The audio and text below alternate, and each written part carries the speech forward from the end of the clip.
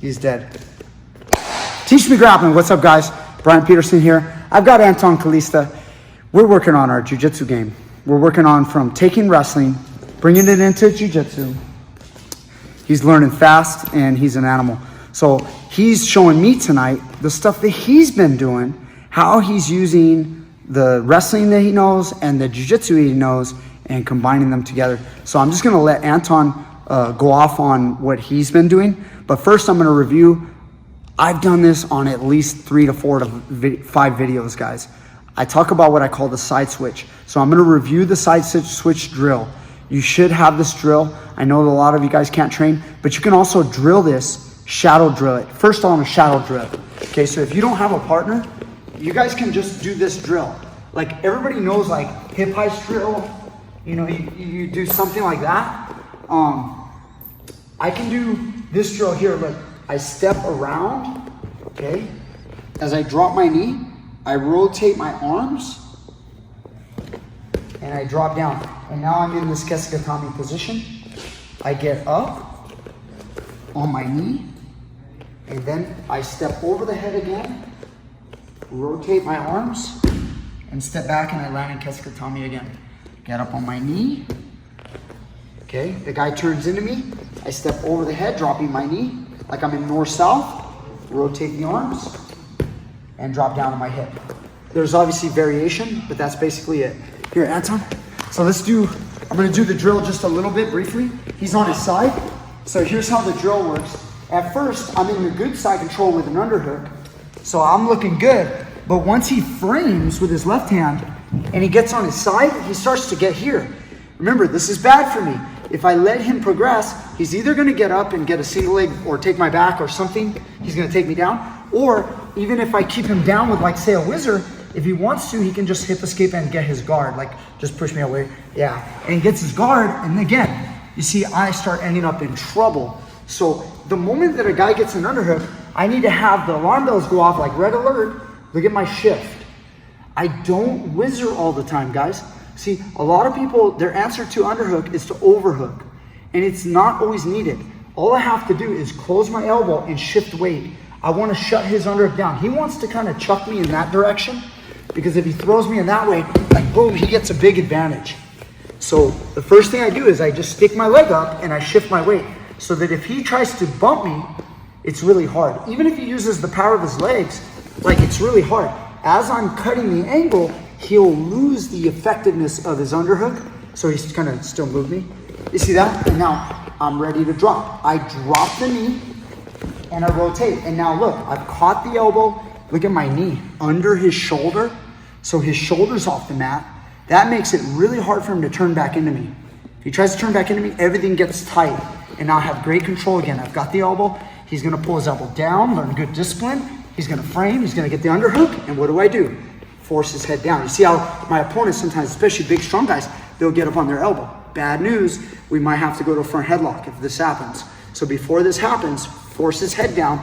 Even if his head, even if he's on his elbow, I can force his head down a little bit and take that big step. Now as he tries to rotate to his knees, it'll be hard for him. As I drop, it pops right off. I can slap this into a Kimura, maybe get to a gift wrap. Last time on the drill, he turns into me. Okay, I step over the head and I catch him here. Side switch drill, gotta have it. So Anton, what have you been doing? You've been doing some stuff real similar. Yeah, so I'm very simple right now. I get the side control a lot. And what I noticed, what I hunt for is kind of getting guys on their side and going bundle and Kimura grip. A lot of times, gift wrap. I'm sorry. Yeah, or even just here, trying to bunch everything up and just playing from here. But what happens a lot is guys start rotating to their knees on me. So now we go here. So there's a lot of wrestling from here, obviously, front heads, all sorts of stuff. And one of the easiest ones I've been doing is keeping this wrist, hitting it to the mat, and then just throwing my other arm in right here. Now, I'm sure there's chokes and submissions and stuff here, but what I like to do, get this armpit in tight. My elbow is gonna be on his chin, and everything is pulling in. And now all I'm gonna do is I'm just gonna get my outside leg up, and I'm not even using this arm yet. I'm just gonna push this shoulder down. And then I'm just getting my elbow in. And now he's back in that same position, and I'm attacking the same Kimura grip. Or if he's one with here, go bundle. Right. So I think that's the easiest one. Go back to your knees. So in wrestling, we call it a butcher, bundle, barbed wire, all sorts of stuff. Basically what it is, and I'm gonna do it with 2 arms this time, and then I'll show you the whole thing with 2 arms, is we're gonna get one arm under here and the other arm here. And all we're trying to do is get this far shoulder to the mat. Now here I can rotate into side control, or what I find out more often is guys are tough, so they're fighting back in here, and I end up rotating all the way around. Grip here, here, maybe I come up here, start attacking that. Look at that. Yeah. Looks good. It's so fancy, right? Yeah. So one more time for that easy one. I'm in side control, and again, this happens from a lot of positions, because let's say sometimes I turn on my side, yeah, right? sometimes I can't get this to turn over, so you start turning here, and I start looking for this side, right? And then he gets up. And then he gets up, Yeah. and it's the same thing. I'm here, other arm comes in, and I'm on my knees right now, but realistically, with somebody your size, I'm not gonna do it right now, I'm just gonna put on my outside leg. You're gonna be up on both feet because you're trying to drive this shoulder down.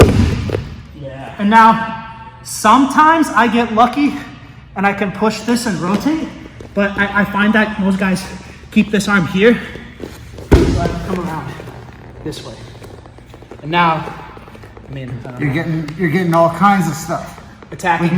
With my elbows out like this, again, we talked about the great popper, the howdy. You got all, no. That was with the other one. No. Yeah, that's with this one. This one. Yeah. So we're gonna get into all that stuff. So that's a pretty simple one. I mean, again, it comes from just, all I'm trying to do is get all my weight into his side and just drive one shoulder to the mat. And like, if we went over the wrestling part of it again, and all it is here. Sometimes you'll get it with one, just pulling it down. Like you get a strong pull. I'm not really dropping into that crossface. Now I'm just coming here, attacking. Yeah. But That brings in the knee tap. Like you. yeah, so and now we can go to another one, knee tap, right? A lot of times I'm right here, but guys like to grab this elbow and control it, right? So maybe I feel like if I start to turn this way, see how he's gonna push my elbow in, maybe arm drag, do something like that, so I don't feel comfortable going into this butcher position right here, because he's controlling this elbow, or maybe I just don't have position, because really he can just push this into my ribs and start circling up right now. Right now he's out of position for an attack. So once I feel a guy's pretty savvy there, I'm not just gonna be able to bump him to his shoulder. Sorry, I'm a little banged up. Okay, so I'm right here. I'm gonna do the same thing. I got here, I'm like, okay, he's got my elbow, I'm not really feeling this. So the concept is the same. I wanna get this shoulder to a spot on the mat, but all I'm gonna do is I'm gonna shoot my arm through. I'm turning my palm in. And again, if I get lucky and this arm for some reason's here, I can circle out, but more than likely, I hit this knee tap right here. Boom. I'm over the top. And now position. Yeah, now all of this opens up, whether it's outside, bundle, maybe I just bunch it up here, and now I start working on something else, maybe taking them out. Yeah. Right, something like that. But you got guys here, and both of their arms are like dangling. You can basically pick whatever you want. That's the same, and that's really the same thing we would do in a wrestling match. The only difference is the opponent will go towards his belly. Because like in a wrestling match, guys, when he hits a knee tap like that, I'm not saying you can't go this way, but Yeah, if he does go this way and I get up, he ends up like not getting a takedown. So he hits me here. As I rotate like back this way, he just spins, and you see I end up stuck on my belly. You know, it is good to go that way. Yeah, sometimes if you can catch the underhook. Yeah. you could pop me to my back. And that one's happened too, where so you get a bigger guy, and maybe you, again, you're on your feet here, you're using your hips. Again, my knees are kind of a little hurting right now, so I'm gonna just do it from here. But look, sometimes you'll pop a guy in their hips, and they're good, they pop right back up. But you catch this, you can put them on their back. Yeah, you catch that underhook, then it's good to go that way. Yeah. But otherwise, you go the other way. And with wrestling, the guy's on his stomach. in jiu-jitsu, a lot of times he'll be on his back.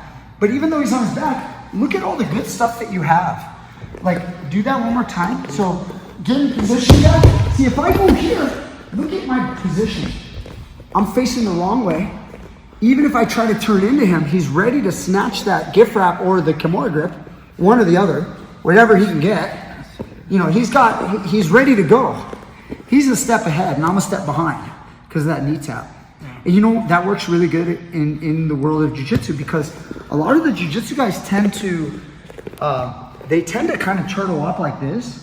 It kind of opens them up for it. Yeah, because I don't think you guys mind being on your hips or back, so it's like a wrestler would always, wear elbow, everything's short, trying to stand back up because it's a dangerous. Right. Not that that's not dangerous, but you may feel more comfortable. Jiu-jitsu guys tend to feel a little more comfortable staying here. Yeah. Wrestlers are more like, we're here, we're wrestling up. Yeah. We're not going to just stay like in this little position. Yeah. So that's some great stuff. There was one more that you mentioned. The leg one? Yeah, so the same position, and I find that, and this happens to me, personally, a lot, where I'm like, just really quick, like I'm circling, someone's like trying to pass and I'm circling up and I just come to a leg right here, just because it's like my automatic reaction. But I think it's the same thing if you're on your back, right, and I'm here, maybe I got a Kimura grip or a bundle, you go to your knees, you break this grip, and now we're here, and you grab a leg. So now this is open. So, very similar move right here. I'm gonna find this belly button. I don't wanna go too far.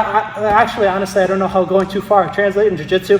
In wrestling, I don't like it because people can trap my arm. Yeah. Right. That could be nasty there. So that's no good there. Well, I like to think about laser beam shooting out of my elbow away from me. So my elbow's up, and I'm finding the belly button. This is still tight. This actually connects me to his body, and I don't actually want to be connected to his body because that means if he makes a harsh movement, I'm gonna move. Yeah, whether I go there or if I lifted you or... I don't want to be attached, I want to be heavy. Flow. So anyways, I'm sorry, I'm taking a while. It's just important, right? Belly button. Now I'm gonna slide this knee here, right? I'm trapping this elbow. Now, the most important part about this move, I call it a hip tip. I need to get his hips up above his head. So he's just like gonna be sagging here. I need to lean back. So I've lifted his hips above his head. I'm still on the belly button. I lean back. I like to find a spot with my hand to put on the mat, and I'm just gonna take him there. Boom. So I keep this tight, and all I'm gonna do, after I take him here, elbow, rip, now I'm in side control. Pure domination at that point. Yeah, so, I know we're showing like a ton of things. Guys, this video, what is the subject of this video? The subject of this video, one, you're learning some techniques, but really for me, what the subject is the evolution of Anton.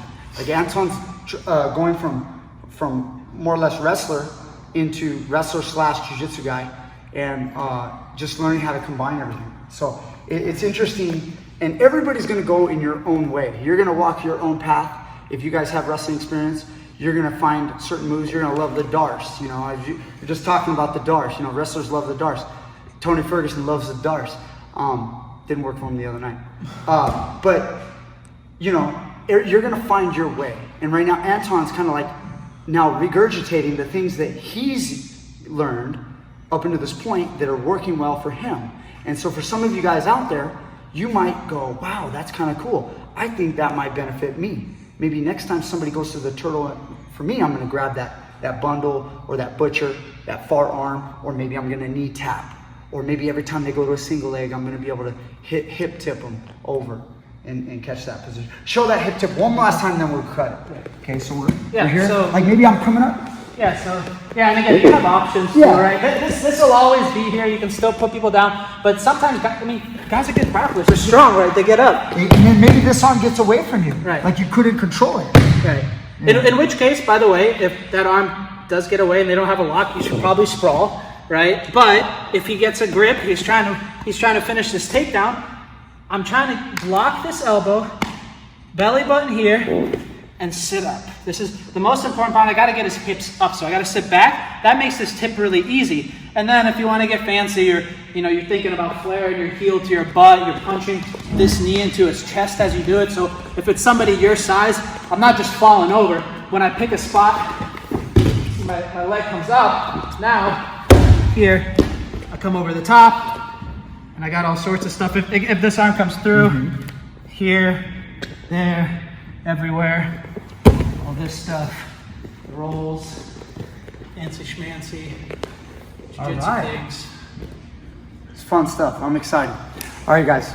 If you learned something from this video, please smash the like button, share this video. Thank you so much for all they do. And we'll be back for more with more great stuff. Don't forget, click the link down below at Patreon, PayPal, contribute to this channel. See you guys next time. We're out.